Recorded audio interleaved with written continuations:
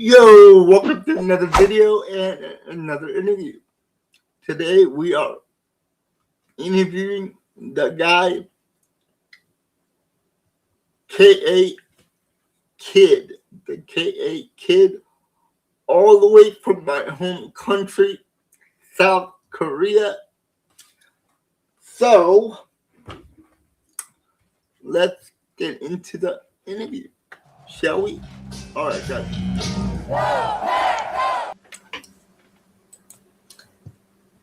Can you hear me? Yeah, I can hear you. Yeah, I can hear you too. Okay, perfect. Now, thank goodness we got that all figured out. Yeah, we did. And I just want to say thank you so much. Yeah, thank you so much. I am really excited. I've been looking forward to this. I also wanted to ask if you're doing okay. I know due to health reasons that we weren't able to do this earlier, so I Yeah. wanted to check in and see if you're doing okay. Yeah, I'm okay. With my condition, I have a lot of chronic pain. Mm-hmm. So I'm going in and out of the hospital like every single week. So, but yeah, I'm okay. Okay, I wanted to check in. I'm so sorry to hear that. I just wanted to make sure that you're doing okay on your end. And there was no like rush or anything for the interview. I just wanted you to get better and focus on what you got to do. So hey, no worries. I'm glad that we are able to do this interview now.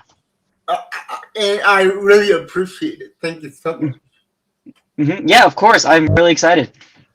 So yeah, let me ask you, how did you get into the wrestling business, the pro wrestling? It's so funny because for me, I grew up in the Midwestern region of the United States. Okay. So a little background. So I was born in South Korea, but I was adopted, and then I was raised in the States by my parents. And so I grew up in the Midwest region, and when I around high school, or I don't remember, it was probably like going into high school or middle school, but one year, it was literally December 25th, 2012. I was hanging out with my friend, and him and I were just hanging out, and then passively he puts on the Monday Night Raw, and it was the Christmas episode, and it was the John Cena versus Alberto Del Rio Christmas Street Fight match, and I saw this for the first time, not really being exposed to wrestling and being like, this is so ridiculous. But like I was like jabbing at it, I was making jokes about it, and I was being like, bro, how does anybody actually like this? But then I found myself just tuning in every Monday, every Friday to watch WWE, and I just became a full-on fan. So yeah, just being like a pro wrestling fan starting then, and then fast forward, I come to South Korea back in 2018 as an exchange student. I had just finished my first year of uni in Minnesota, and through that university, I was able to do an exchange program to come to South Korea for the first time. And it was like, for me, it was an opportunity to discover my roots, be in South Korea for the first time since being adopted, so going down that journey. And then, so I've been in like South Korea in and out between America and Korea for about 5 years. And in 2023, or it might have even been earlier, but 2022 or 2023, I found out that there was a pro wrestling company here in South Korea. I found out about PWS through Instagram ads, and I was like, this is so crazy, because like I didn't know South Korea had pro wrestling. Like I never heard of it. And so at the time, they were advertising for things called pub brawls. It's basically like smaller wrestling shows where they will do wrestling matches just on like a floor mat in like bars or restaurants. And so I would see all these different ads about that, and then through that, I went down the rabbit hole and saw that PWS also does in-ring training, so that they actually have a wrestling ring. They do training on the weekend, and so I'm like, it had been a question I had asked myself ever since I became a wrestling fan, because also me and my friend growing up, I had a trampoline in my backyard, so we would do wrestling moves on my trampoline for fun. And it was a square trampoline too, so we like actually rigged it to be like a wrestling ring. We put like wooden posts and then used garden hoses as ropes, and we did like this 30-minute like no holds barred match, and when like we were like teenagers, high schoolers, and so then it was like that kind of sparked like, I think I want to do this, but it didn't happen for a while until I came to South Korea and saw that PWS was a thing. So then I joined PWS back in late 2023, and I've just been with the company since, and it's been a ride. It's been crazy, like, being here. Yeah, so what did it feel like actually getting to wrestle the very first time in front of a crowd? So it was like, man, for me, I grew up as a performer, as somebody who is like oftentimes been in like on stages and things. I grew up doing performance, like music and dance and singing, so like it was something I was used to. But the first time that I actually did a match in front of people, it was a completely different atmosphere. It was like a dream, because you see wrestling on TV and you like, if you're a fan, you know what that reaction is like from the crowd and fans. There's like chants, there's specific like there's this specific aura and this energy that comes from it. So then going out and like doing a match, like the first time when I had my debut, and it was like also that debut for me, it just happened out of nowhere. Like it was not planned. It wasn't supposed to happen that early, but then it did. Okay. So then like when I went out there, I was like, this is everything you ever dreamed of. Let's ride. Let's enjoy this, and like, you know, because like you love the sport so much, so let's just go out there and make these dreams come true.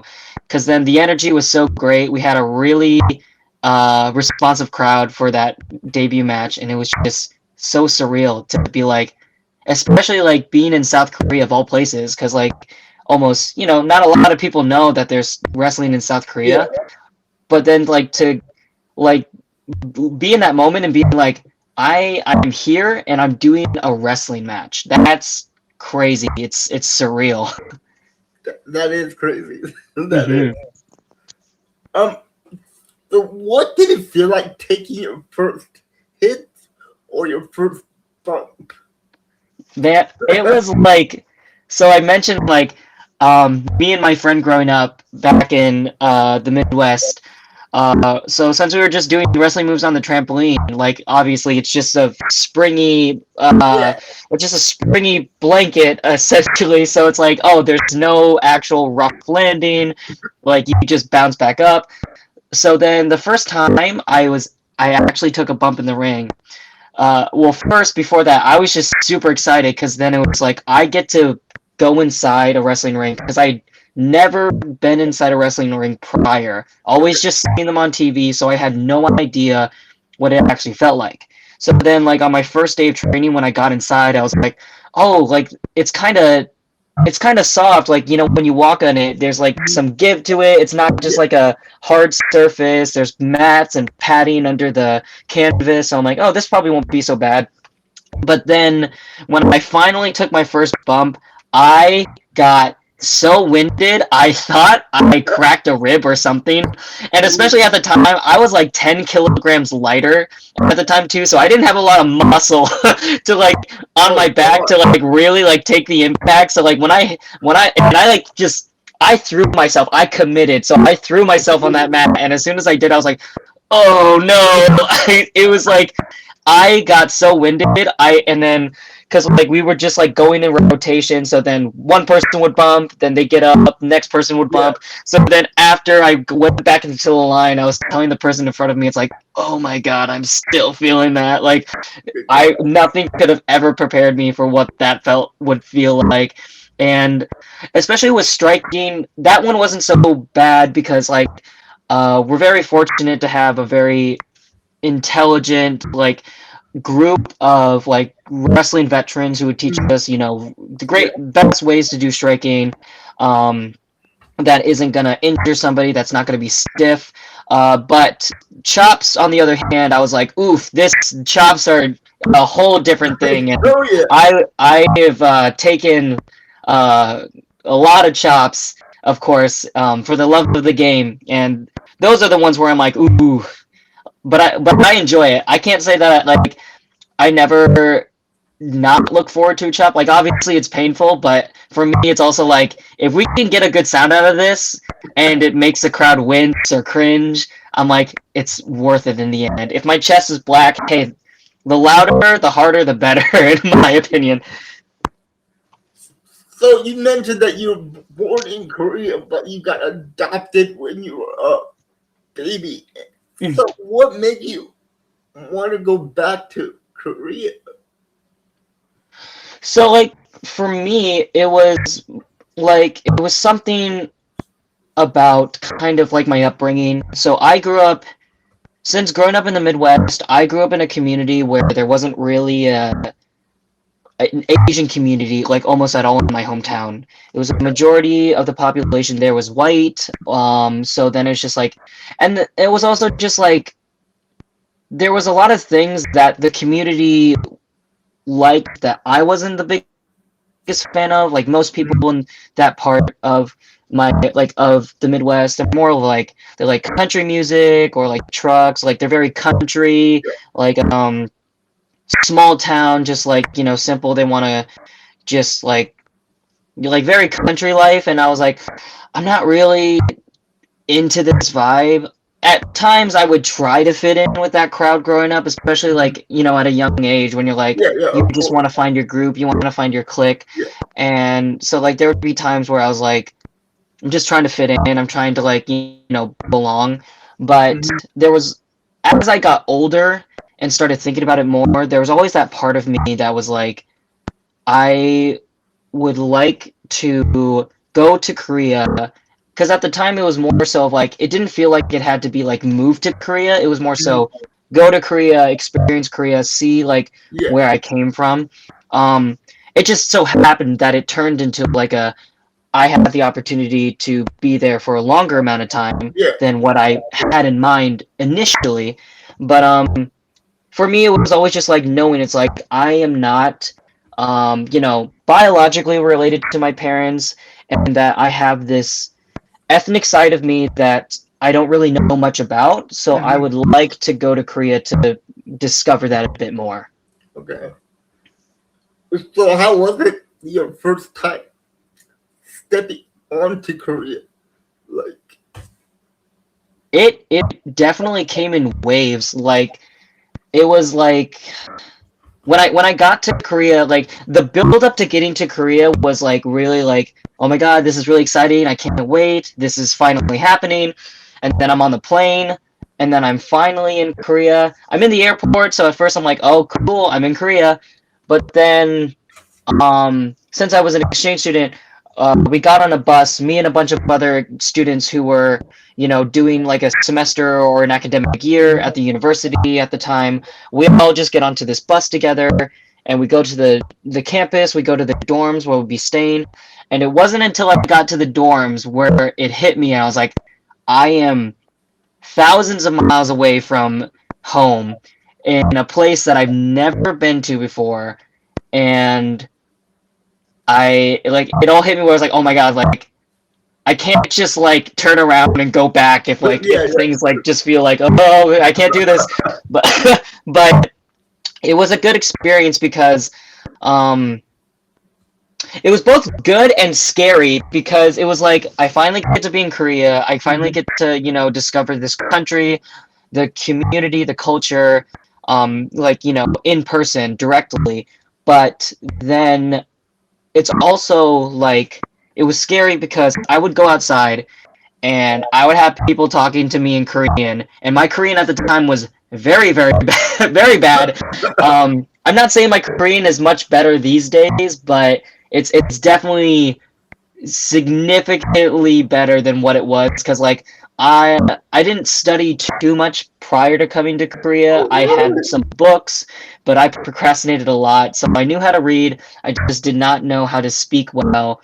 So and that lasted for a solid couple years where I was like, I can read this, I cannot comprehend it, I can't understand it.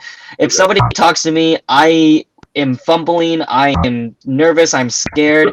And I've always had this thing about me where like rather than just being honest and being like, oh, I'm sorry, I can't understand what you're saying, please, like, talk slower, or like, can you say that again? Or, it's like, these things. For me, I always would just try to play it off like, yep, I understood what you said, even when I didn't. So, and it's something that I still kind of try to, like, struggle to not do because Mhm.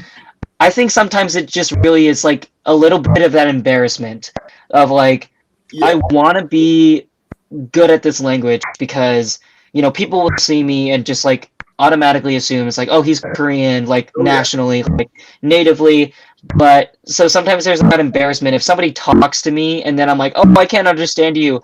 I feel embarrassed if they feel embarrassed that like, oh, they assume this thing about me, and I'm like, I don't want to create that situation. So, but I know I need to work on that because then it just like all this information gets thrown at me, and then I'm like, I play it off like I understood everything. In reality, I understood probably like 40 to 50%, if not less.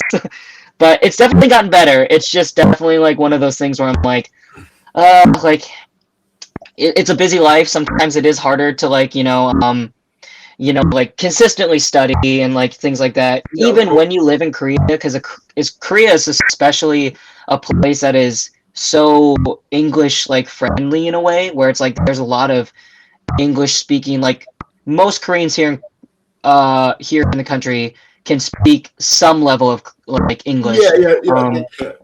Yes, so it they. doesn't feel super pressured. Like if you go to Japan, like not a lot of people in Japan speak English, but like I think you could get away with it more here in Korea with, only knowing a little bit of Korean or like just speaking English. Yeah, I am also Korean. Also, Hmm. the first time I went to Korea, I didn't tell any of my family that I knew how to speak Korean. Hmm. So once I got out of the gate at the airport, my cousins and my aunts, they all try to talk in English to me. I'm like, you don't have to speak English. I can speak Korean. Yeah. And they're all surprised. Mm. So, but Yeah. I know what you mean. My younger brother is the same way as you. Mm. He can't speak good Korean. Mm. He can read it and understand it, but he can't communicate. Hmm. So Yeah, it really has been like one of those things because like I totally get that where it's like sometimes and it's just like it's nothing. I don't think it comes from a bad place at all. I yeah, just think I understand where it's like sometimes if we come from America or something or yeah, like any North American or majority English speaking country, I understand that like there is somewhat of an assumption that like okay, he's coming from this English speaking country, we yeah, should try to communicate in English. It can be like multiple things too because sometimes maybe they're like oh, like also I want to like they'll be like I want to practice my English, or they'll be like trying to like find a way to like incorporate English. yeah. Knowing somebody like that, but it's like for me, it's like I feel a lot better knowing that my Korean has gotten significantly better from what it was. Because when I came back to Korea, because I went back to the States for a little bit Oh, really? back in COVID days, Okay. and then I came back to Korea around the time that COVID was starting to fizzle out. Hmm. So, and I specifically came back to Korea to go to Korean language school because for me, after those first couple of years in Korea, I was like, I want to improve my Korean because it feels like something that a hurdle that I had not really conquered yet. So I went to like Korean language school for a couple years and didn't do super well, but definitely significantly changed my language ability. And even these days, because PWS is a company here in Korea, of course, and most of its operation, we have a lot of foreign talent, of course, too. And Shiho himself, he can speak Japanese, Korean, English. He's very versatile with languages, so which is why we have such a good partnership with Kyushu Pro Wrestling in Japan, and then also like we get so much international talent that comes to Korea to PWS, and then we can help them adjust to their time here in Korea during their visit. So it's like, but like we have a lot of wrestlers, of course, that don't really speak English. So then it's like we're in an environment where it's like we gotta communicate. So it's definitely helped me with my Korean communication because then it becomes like a just like a cycle of like, okay, we're doing this thing, and it especially helps when you're in a wrestling environment because then I'm hearing words on repeat when it comes to like explaining like match structures or how to make this match or like this word for explaining like this thing in English. So it's been really helpful with that, and then it's like it's been really good practice for me to keep improving my Korean, especially. I did talk to some of your co-wrestlers earlier. 3 days ago, I did an interview with the women's champion, Poison Rose. She was super nice. A month ago, I did an interview with the PWS heavyweight champion, Miltos. The big guy. Oh, Emerita, yeah. You guys are all nice. Thank you. But I do want to talk to the owner of PWS, but it's kind of hard for me to get in contact with him. Everybody tells me that he doesn't go onto his Instagram or something. So, but I wanted to ask you, what was it like to step into the ring with a non-speaking English person? How did you put the match together inside the ring? So how was that dynamics? So usually, like, especially at the beginning, because like my Korean wasn't super great when I started with PWS. Okay. So, and especially like my vocabulary was very like limited when it comes to like making like matches, because then I'm like, how do you explain? It's like, okay, throw a clothesline, I'm gonna duck the clothesline, and then you do a leapfrog over, blah blah blah. Like, how do you explain all that in Korean if you don't know all the words? So like for me, like at when it started, like at first, it kind of came down to like just like slowly, like saying like just sticking to the keywords. So it's like instead of like being really detailed, it's like duck the clothesline and then you go under, like duck the elbow. It's just like, okay, we would like do like run through it, like do the action. So then we just like clothesline, duck, elbow, duck, leapfrog. Okay, like things like this. Where it's like because like the best thing about wrestling is that like the moves themselves, they're more or less the English words. So like even in Korean, like it's like the same. It's the same word. So then like that definitely helped. It would become a little bit of a struggle when it comes to like talking about like the pacing, the timing, like explaining it's like what we want to get out of the crowd, because especially for me when I'm doing matches and when I'm making matches, like I'm always thinking about like the crowd response and like the timing, the pacing, like I'm not perfect at it, but like I'm always trying to like try to slow myself down in matches because sometimes, especially like these days, not as much, but like because I feel like I'm more aware, but I would want to like rush through matches, like spot, spot, spot, do this, do this, do this, and then not really taking the time to like create, like build, like create that energy and like build a story and like show like show a really cool narrative with this match because I was just so like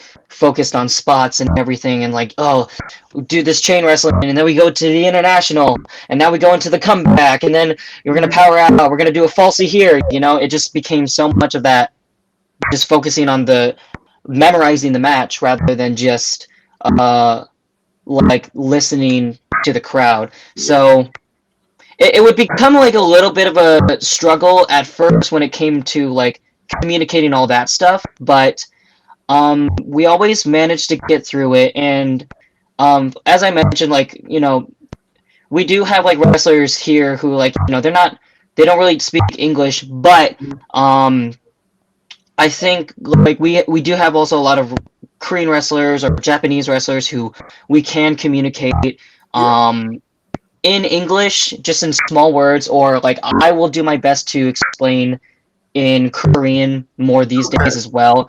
To depending on like it depends on who my opponent is. I remember I did we did a match last year, and it was me and Kim Jong-wook versus Tribe of Wrath, a Austrian tag team, and so it was an interesting dynamic because we have 3 English-speaking wrestlers and then 1 Korean wrestler. Okay.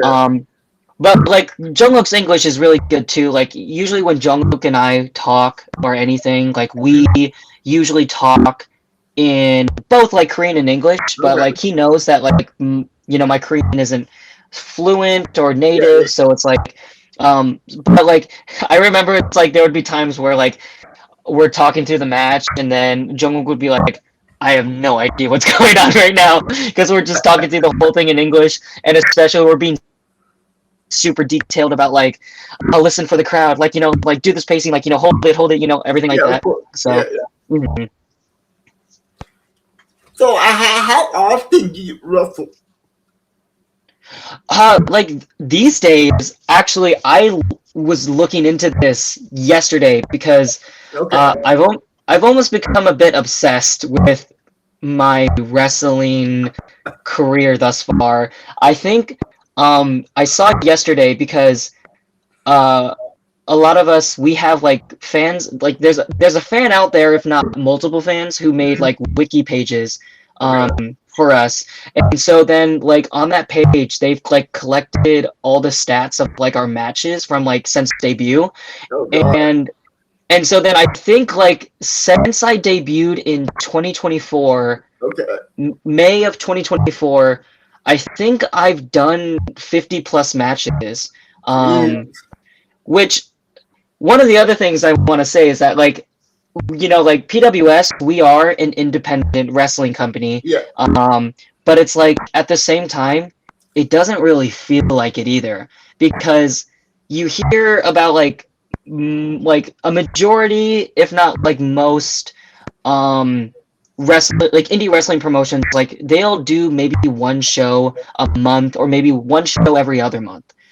We are so fortunate to be in a situation where we can do like 2 shows a month, possibly even 3 shows a month.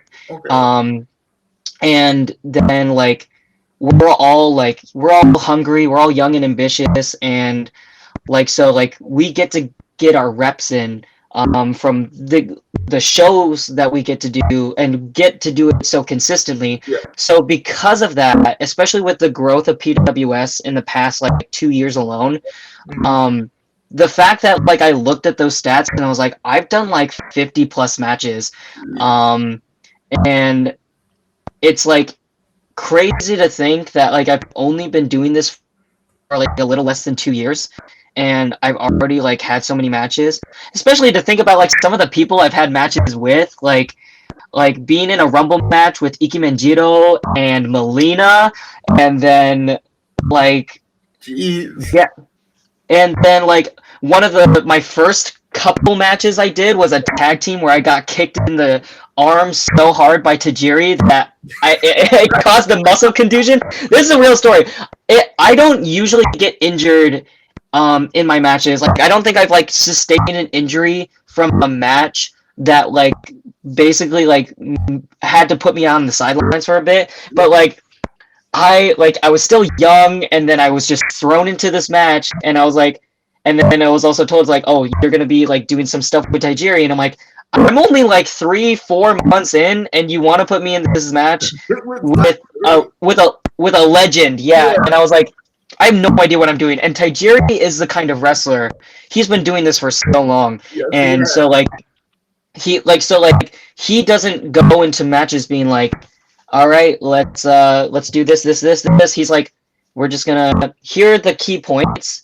This is what we're gonna do. Everything else, we're just gonna wing it. So I'm just like, all right, oh god, okay. And I was just like, I was nervous. Like that's the match that I was like, when I look back at it, that was the most nervous I'd ever been for a match, just because like they didn't really brief us on it either. They were kind of just like, they just announced it on Instagram one day, and I was like, okay, I guess I'm having a match with Tajiri to some capacity.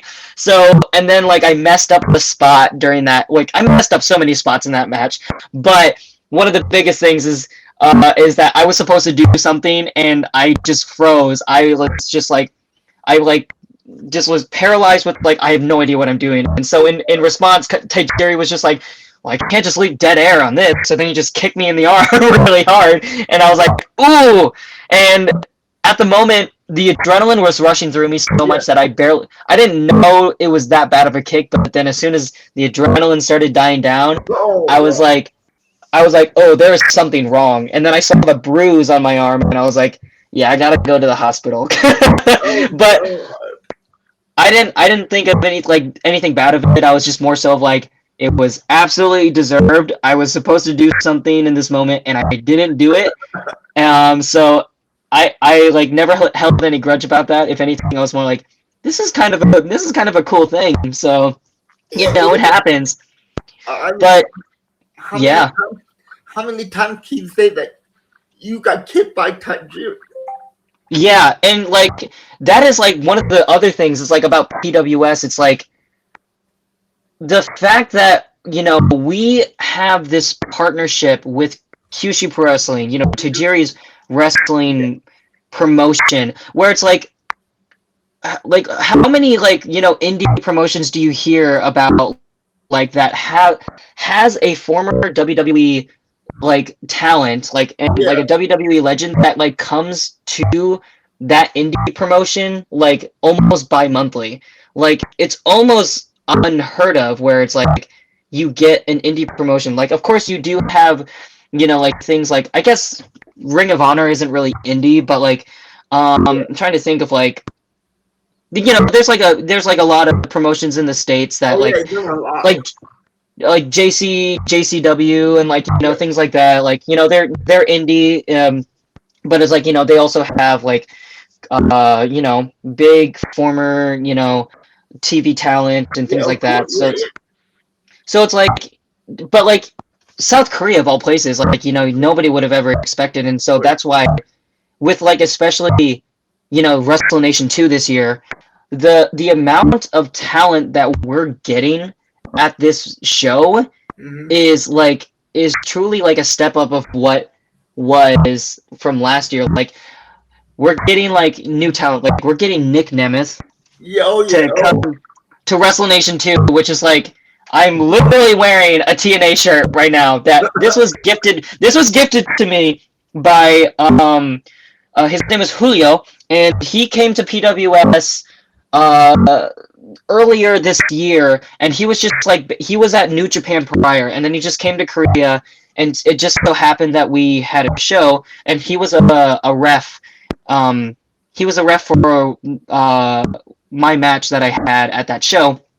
And then after the show, he was just handing out T-shirts where he was like, yeah, like, you know, when I've been to TNA, or like AEW or these places, like they just give me these shirts, so you can have this. And he just gave me a TNA crew shirt, so I'm just like, that's crazy. So I posted it on my Instagram like a while ago, especially knowing that Nick Nemeth is gonna come to, in less than a month to Korea, and I don't know if I'm gonna wear this when he's around, because like at some point it's just like, how much is it too much of being a fan in the work environment?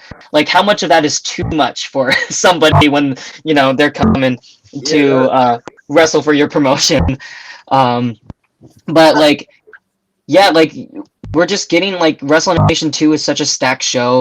I think we're getting, like, twice as much talent as we had at the last show, which I'm just like, at that point, like, WrestleNation, the first one we did last year, was already such a big show. And then for the company to be like, all right, we need to step it up. Let's see who else we can bring. And it's such like a surreal moment where it's like, not a single day goes by where I don't like where like there's not a single day that goes by where I don't think about how lucky we are to be in our situation, to be able to, do shows at this scale where we're doing like shows in front of a crowd of 500 plus people every month, and then doing these shows that are getting so much attention online that where people overseas are like, they see PWS and they're like, I want to go there, or I want to see what PWS is about, where now PWS is like one of the places, possibly in my opinion, that's like almost similar level to promotions in Japan, like, New Japan or Stardom, where people are like, where they're like, I want to go wrestle in PWS, or, I want to go to South Korea and try wrestling there. To the same extent with those promotions in Japan, like where it's not just about these specific places in East Asia or Asia in general, but now that's South Korea in these 2 years alone, where it's like people want to come here now, and we're so lucky to get that, and just like to have the talent and to like have the knowledge and education passed down to us, because for me, I'm always looking to be educated when it comes to this, because this is such a surreal thing to do. Like, this is a dream.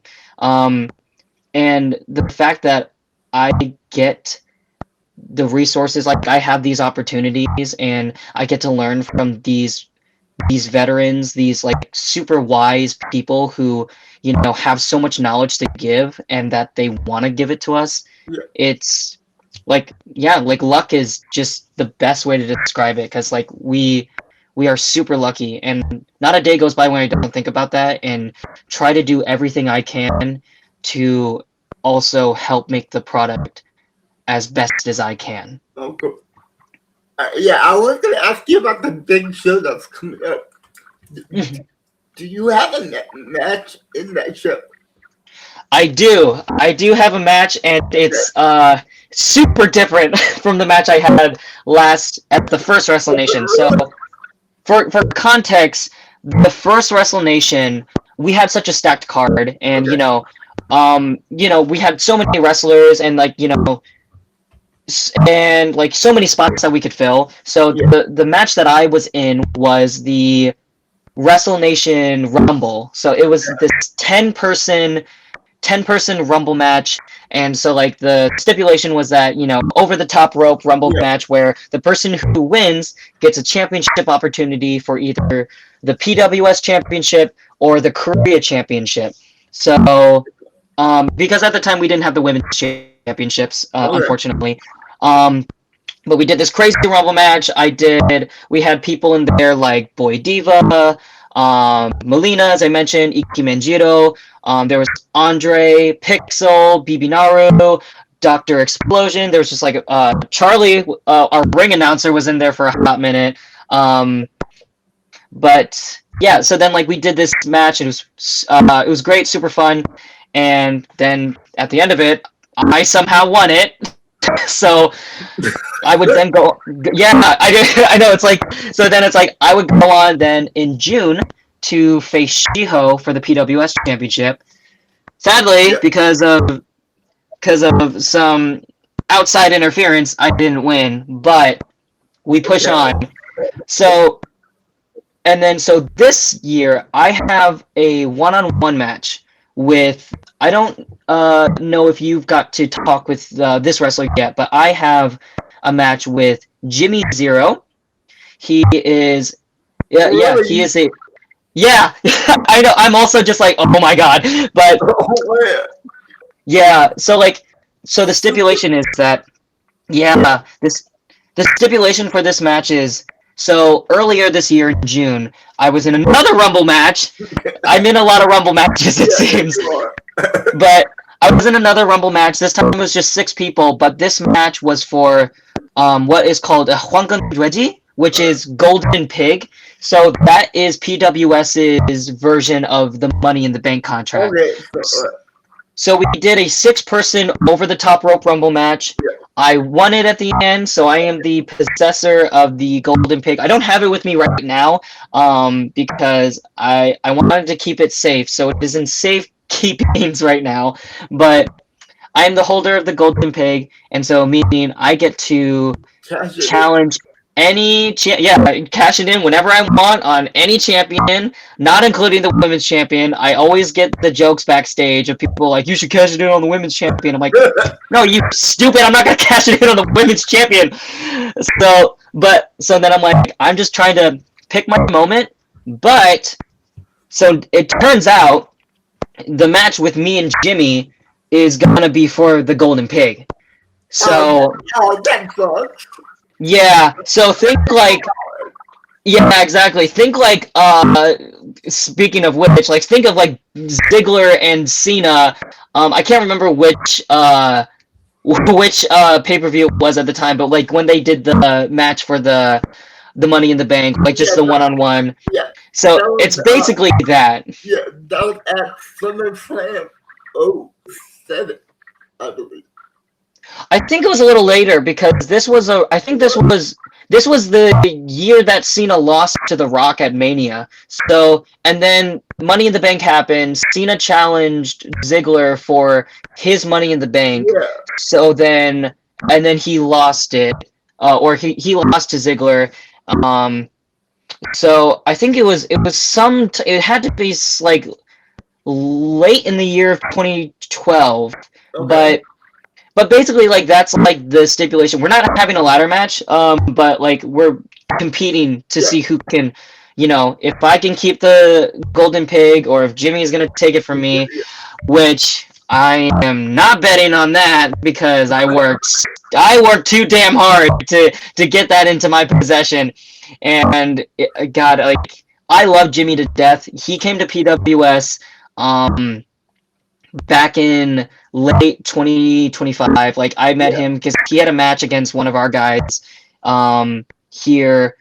I think it was the summer of last year. But, like, him and I, like, we got to know each other really well. Like, we were talking about our love for pro wrestling, and, like, him and I kind of grew up in similar situations where we were both, like, in our backyards doing, like, flips and, like, all the high-flying stuff off trampolines because of the love of the game. So, like, him and I, like, we hit it off great. Like, we bonded a lot. But, yeah, so now we are going to be fighting each other at our biggest show of the year for one of the most important things in my life. And while I do love him, I'm not giving him an inch. I'm going to bring the fight to him. Yeah, like, I promise. I mean, you worked too hard to get that. So, like, no disrespect on Jimmy. It's like, I know he's an extremely talented, like, talent and wrestler. I've seen his matches. I've seen what he can do in person and both, like, online. Yeah. He's no joke, but I'm not gonna downplay myself and say that like I can handle that. Like, it's just like, it's a lot of determination here, and just like, I'm not just gonna give up my prize, for some guy who can do shooting star presses off the top rope, which is, at this point, how special is that even? So sorry, Jimmy. No disrespect. It's just I can't just let you come into my house and think that you can take my Oh, I prize. gotta tell Jimmy about. I gotta tell Jimmy what you said. I gotta tell Hmm. him what you Oh yeah. did. I talked to Jimmy about a week ago. Oh okay. So, and I also interviewed his older brother too, who is Hmm. also a wrestler. So, Yeah, I think they're like a tag team. yeah, yeah, they're the Mhm. tag team champions. So, Yeah. anyway, it looks like PWS is really trying to push you up to the top of the company. How does that make you feel that the company is putting you in that big of a spot? Yeah, I just like I've thought about this question before, but like at the same time sometimes I tell myself not to think about this because I feel like Okay.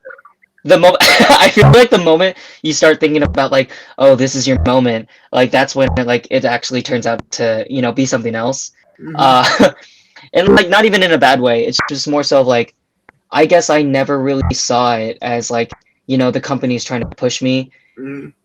It's more so of like telling that story.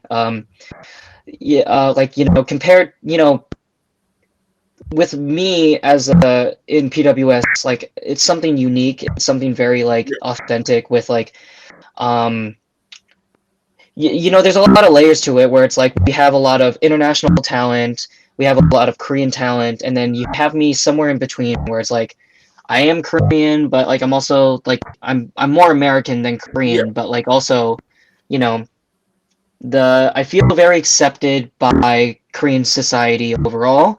And especially like when I go out there and I do my entrance, I have my matches, and I'm listening to the fans and I'm listening to like all those people who are like, chanting my name or doing my chant and everything, and like how behind me they are. It just like it feels really special. And for me it's more so of like I just want to give the crowd a good show and like something that they can like really like look up to, that like we have talent in PWS that comes from various different backgrounds and like upbringings and things like this. And where it's like it doesn't really matter if like you are a Korean wrestler or if you're an international wrestler, Japanese wrestler, etc etc. um it really is just like I think it really is about that heart, that passion, going out there and fighting for what you believe is right. And I think sometimes I do think the company sees that as well, as like when they see like one of their wrestlers who's going out there and they're like they can tell it's like you want this, like you want to be here, you want to just you want to tell a story, you want to create a good product and something that people want to see, that people want to get behind. And I think like for me, it's not so much like sometimes I feel like it can be a little bit selfish because like at the same time it's like I'm doing wrestling for me. I'm here because I love this and I want to pursue this for me.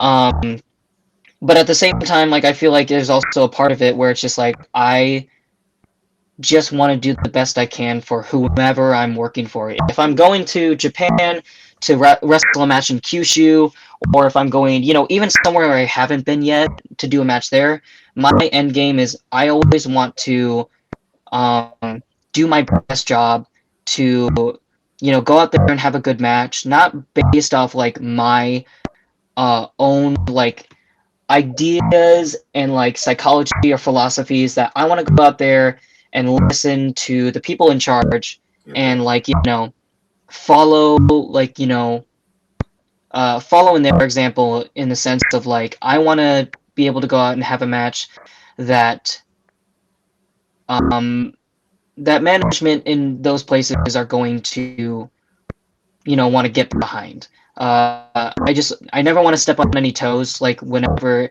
it comes to working anywhere. Mm-hmm. But and like a lot of that hasn't happened yet, but like my my way of thinking about it is that whenever or if ever, I think it's for me it's more whenever, because I do want to go overseas. I want to just explore all the any in all promotions that I can, Yeah. all the different ideas, the different mentalities, the different mindsets, and I just want to just take in as much knowledge as I can, and in the process be the best representative, be the best talent that I can, you know, just listening to what the talent is saying, or the producers and everything, and just being the best sport that I can. So, I should have asked you the question the very first time, but how did you come up with your name, K.A. Kid? Yeah. So it's so funny because I have a notes document in my phone, because when I started PWS, of course, the plan was I'm gonna keep doing this until I debut, and then I'm gonna debut in PWS, and I'm gonna wrestle in PWS. Yeah. So then during that time, Shio would always tell us, start thinking about your wrestling name, start thinking about your gimmick, your character, all these things, etc. Not in the sense of your debut could happen at any moment, Yeah. more so just have these things in mind while you're training, just to get a good frame.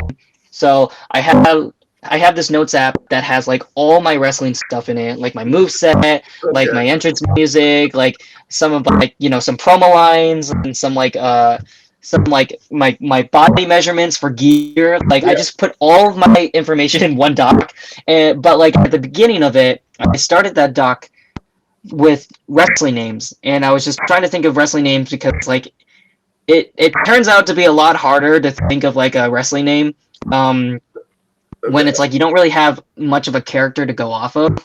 Mhm. So I was coming up with all these names, all these different kinds of names that I was not super married to that.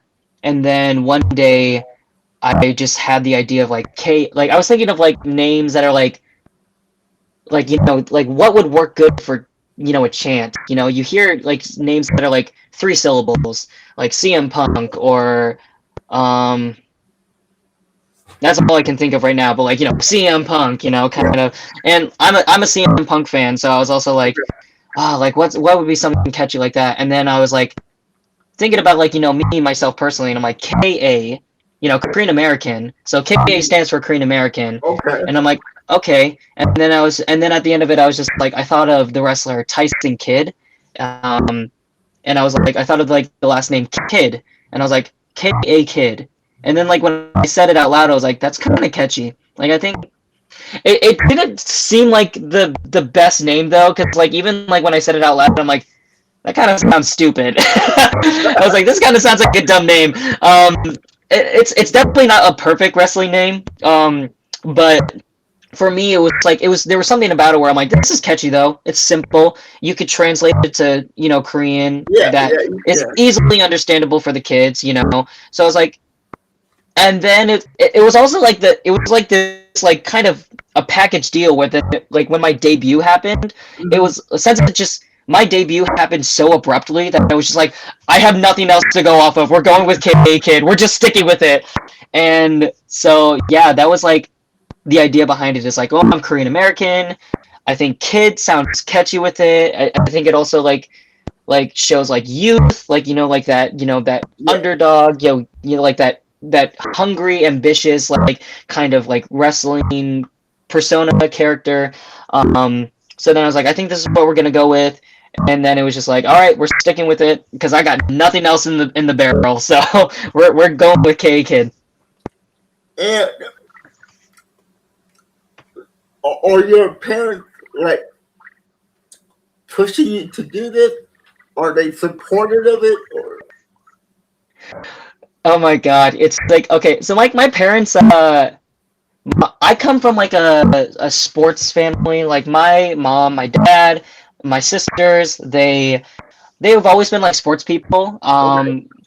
more so than me, I wasn't really much of a sports person growing up, Mhm. but you know, but for me, I loved wrestling. Mhm. I would, and I'm a loud person too. So I'm just like if you get to know me, once you see me, like just in the wild, just like existing, I'm a loud, pretty obnoxious person. So my parents, especially when I got into wrestling, um, I live in a two-story house. So then and me and my friend, we would watch like all the wrestling pay-per-views in the Yeah. basement. But like it's not like a closed-off basement. It's just like a stairs. And you just walk up the stairs and then you're Okay. upstairs. So there's no doors like separating the upstairs Yeah. from the downstairs. But like me and my friend would watch all these WWE pay-per-views and just screaming and yelling at the TV, just like anything that was happening. And so I think it was more so my parents know from having to live through that for like years and years that Mhm. like I'm just like a hardcore wrestling fan. Yeah. Sure. Even my dad took me and my friend to because like especially at the time when um I went to like a handful of WWE live events. Okay. Um, one of them was in North Dakota, and then I saw WWE's Elimination Chamber, the one before WrestleMania 30. I saw the Elimination Chamber because it was in Minneapolis. And so I went to Minneapolis, and my dad took me and my friend to see it in person, Mhm. which was like, it was so surreal because it's like we were pretty fresh like WWE fans too, and so for us to go right into like one of the leading like pay-per-views that Yeah. goes like right into WrestleMania was wild to us. It's like we're seeing Elimination Chamber, and then maybe 2 years or like a year later, we went to Monday Night Raw was in Minneapolis again. So we went to Minneapolis again. My dad drove us. God bless his soul because he was definitely tired from that drive, but he drove us all the way to Minneapolis again, which was like for us it was like a 6 hour drive to see Monday Night Raw. And at that time, especially, we were at ringside, so so like my dad especially, he knows how much I love wrestling. So then when they found out that I do, sorry, this is such a long answer, but when they found out Go ahead. when they found out that I do wrestling in Korea, I think they were like, "Oh, that's very cool. Like, how did you find that?" And I was like, I mean, there's a wrestling promotion here in Korea, so I just joined that, and and then I went back to the States for Christmas this past year, Mhm. and then like when I got there, I was like, my parents would ask me, like they do ask me every now and then too, like because we'll do FaceTime Yeah. calls Yeah. and we'll catch up. I keep in very good touch with my family, so um, they'll ask me about it every now and then, but especially when I was in the States, they were like asking to see my videos and like some of my matches, and they were Yeah. like, it's so different to see you like in this environment because like we've seen you on stage doing plays and like Yeah. singing and dancing and performing, but like now you're in like an environment where you're getting slammed on the ground, thrown around, like punched in the face, kicked, Yeah. and I promise you, most of my career in PWS is just me getting beat up. So, Oh. so it's just like it's happening often. So, but they are very supportive. Like they've always been such like a because they know I'm a very artsy kind of person. Um, Mhm. so they've always been very supportive of me doing wrestling and everything because I think they can see um how big it's getting in Korea and like how like exciting of an opportunity it is to even do this. So yeah, and especially like they're planning on visiting Korea during the summer, and so especially when making those plans to come to Korea, they're like, like, oh, are you doing any matches? Can we see some of your matches? And I was like, I'm sure there's gonna be something happening, so you can definitely come and see me get beat up in person this time. So yeah. So with PWF, where is that? located? Where you guys at? So our studio itself is located in uh, a district of Korea called Pyeontaek. So it's like south of Seoul. It's about maybe like an hour and a half away from Seoul. Um, but it's kind of like it's somewhere in between being like a city type of area to like a more countryside area. Yeah, But especially like our studio is located in this place in the Pyeontaek district called Songtan, and it's especially known that area is because that's where the U.S. Air Force Base is located. okay. So there are times when we're doing wrestling training and we just hear every other like maybe 15 to 30 minutes, we just hear planes flying over our studio. Right. So it's like it's a very active like military area. There's a lot of people in that area are like US Army or US Air Force military people who are in Korea on tour. Yeah. Um, but then like we'll do some of our shows at that studio in Songtan, but then we also will do our main shows, our big main shows, in Seoul, and those will be in Dongdaemun, which is like a Okay. big Yeah, it's that's like a a big big kind of like mhm, shopping. Isn't like a that what shopping shopping district. is, right? Yeah, exactly. It's like a big shopping district, and then Yeah, it's also like they do like a lot of like fabric, like clothes and yeah, fabrics, yeah, and yeah. like there's like a lot of stores around like that. So like we like have a deal with one of the community centers Okay. located in that area, where we made a deal, like the company made a deal with them, and so we've been doing our main shows, most of our main shows at that location Right. since like 2020, late 2023, or no, sorry, late 2024, and yeah, doing like basically all of our main shows there. So it's a good location because like when a show is in Seoul, it's Mhm. more accessible to Yeah, um, it's more accessible to people because like most people are living in Seoul, so it definitely helps audience members or like fans to travel more comfortably to get to the Seoul location rather than Songtan, because like usually the studio, it's easier to get there if you have a car. But we're also very fortunate to have such a devoted, committed, just an amazing fan base where for them, like it's no like big deal for them to, like most of these families are like so committed to like driving or like, yeah. finding a way to get to even our Songtan studio store shows. So we're very lucky in that sense too, and it's always so nice because since when we do those studio shows, since we don't have to worry necessarily about like rent time and getting out at this certain time, Yeah, we yeah, get yeah. to just we get to hang out, we get to do like we do like a full fan sign thing and get to like interact with the fans. And one of the biggest things I love about PWS, where I feel so fortunate, um is that oh god, I lost my train of thought.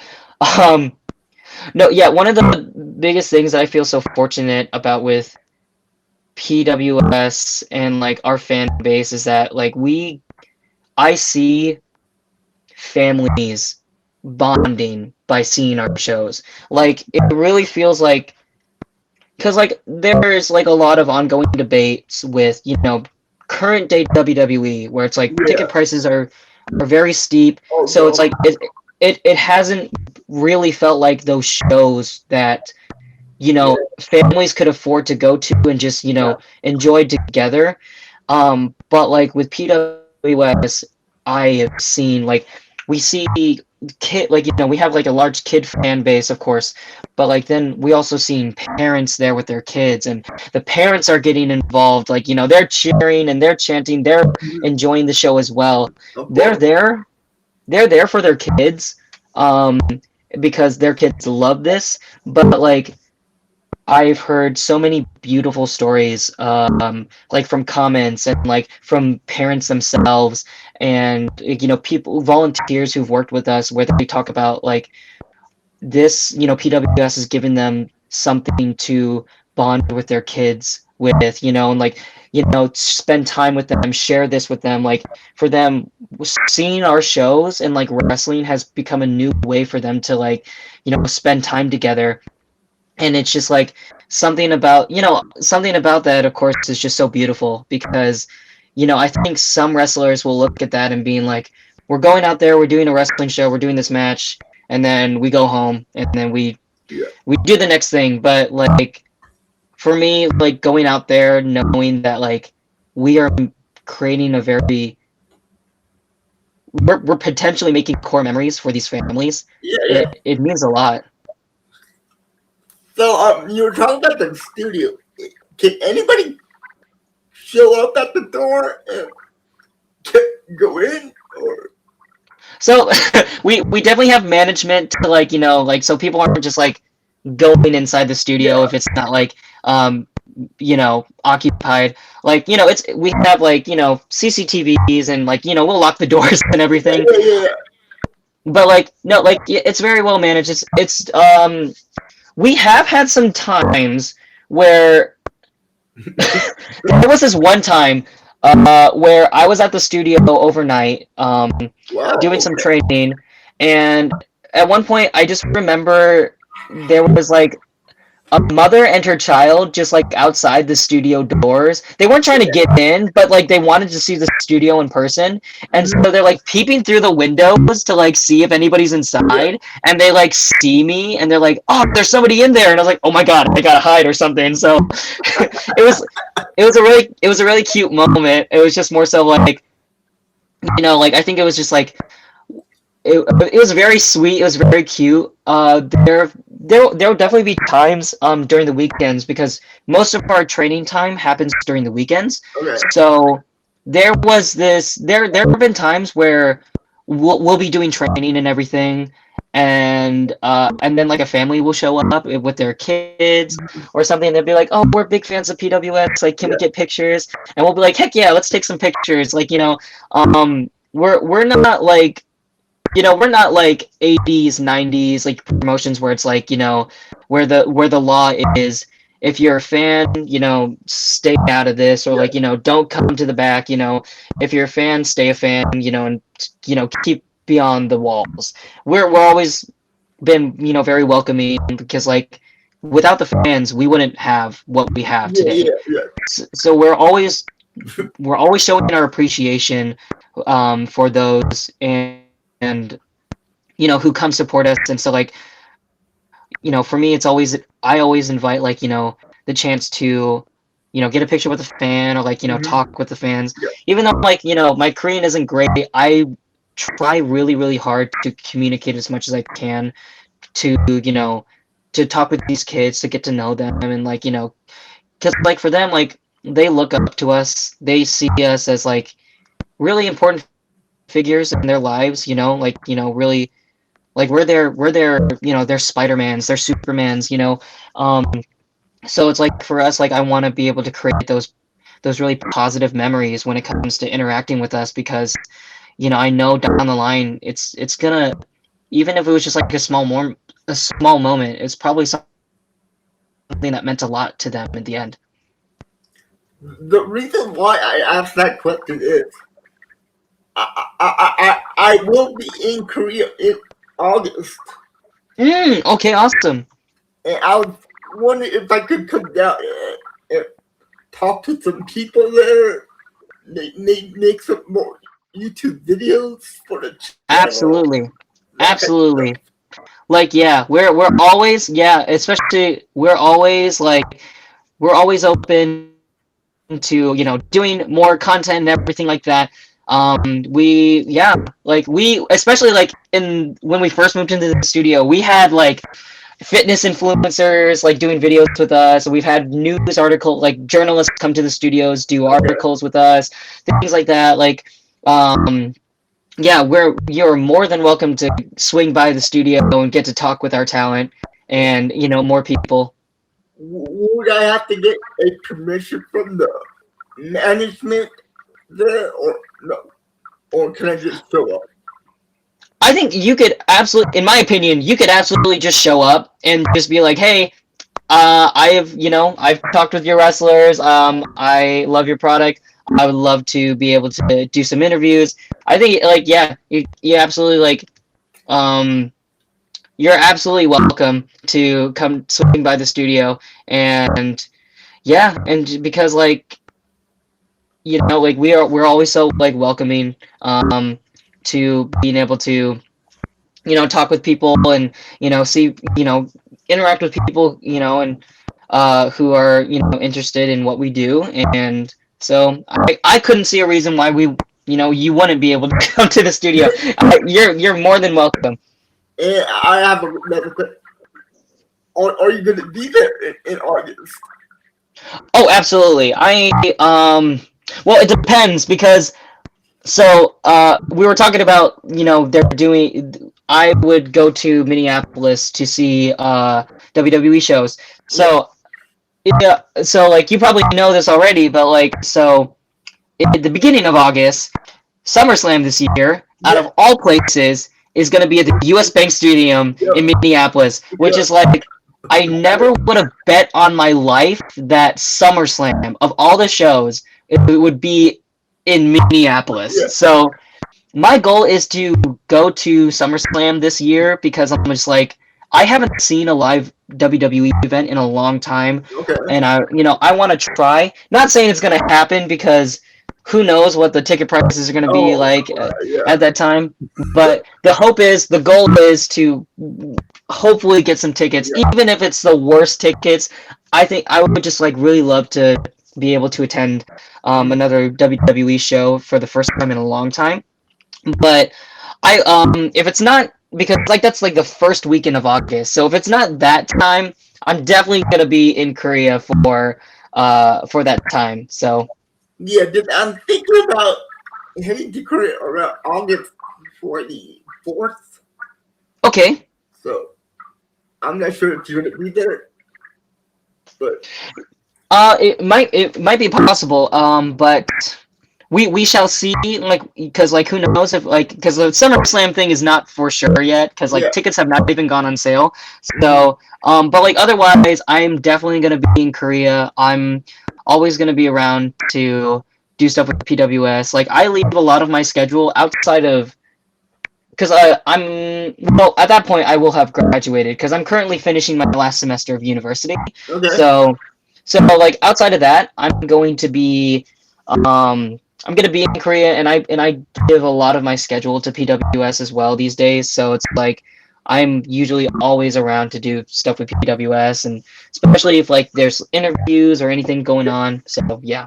So it's okay to message you before I come. Oh, absolutely. Yeah, absolutely. Maybe you could meet me at the door. Oh yeah, absolutely. Yeah, no problem. I'll probably need to help you find our studio as well because it can be a bit tricky to get there sometimes, depending on like how you travel. Like it depends on like the travel like the transportation situation you choose to take. But because like the studio is like it's in a residential area for sure, but like sometimes not a lot of taxis for some reason want to drive to the studio at times because I don't know. They're very I don't know what their deal is, but we've had that issue quite a bit. So it just depends. And the final question is, how long do you see yourself in this career as a wrestler? Man, I think about that, and as long as I can, like as long as my body is able to, because like one of the biggest things is that I never actually saw myself doing this. It was like just like a dream or like something that I joked about growing up and like being like, oh, one day I want to be a pro wrestler, and then but then like nothing was happening. Like there wasn't anything really going on to like make that happen, and then now I'm here. And I'm in the midst of it, and I've just gotten started. Like I've just like dipped my toes into the water, and I'm still hungry. I still got so much left in me. I got more than like anybody could ever ask for, and I want to do this as long as I can because I love this so much, and I've never felt so connected with anything I've ever done, with like any like hobby or job or like any sort of thing. Like I've truly see myself doing this as like a very serious like career. So I definitely just want to keep going as long as I can. Um, maybe like as Deadpool says, until I'm 90 or something. Probably not that old, but like like as long as I can, as long as my body allows me. And I just like just want to enjoy the ride. So yeah. Well, thank you for talking with me. I had a great Thank you so much. I really appreciate it. This was so much fun. I haven't done many of these interviews yet, so it's really cool to like be able to do one. And you're such a great interviewer, man. I really appreciate like all the questions, and the vibes were great. I had a great time. thank you so much.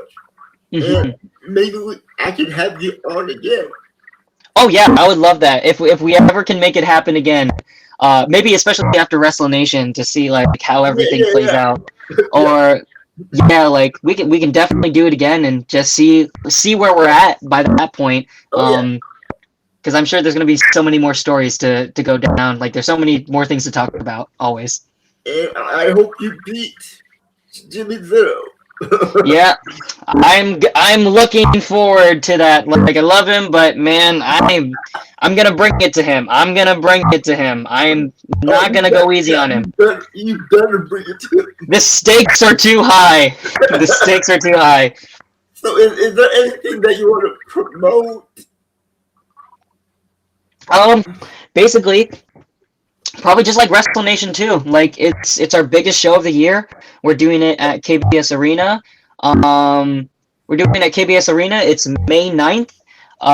If you're in Korea at that time, then absolutely come check it out. There's still tickets for the show. We're not sold out yet, but it's gonna sell out quick. So I would say like if you can get your tickets then, or tune in online to PWS Korea on YouTube to check out our content. We're always putting stuff out.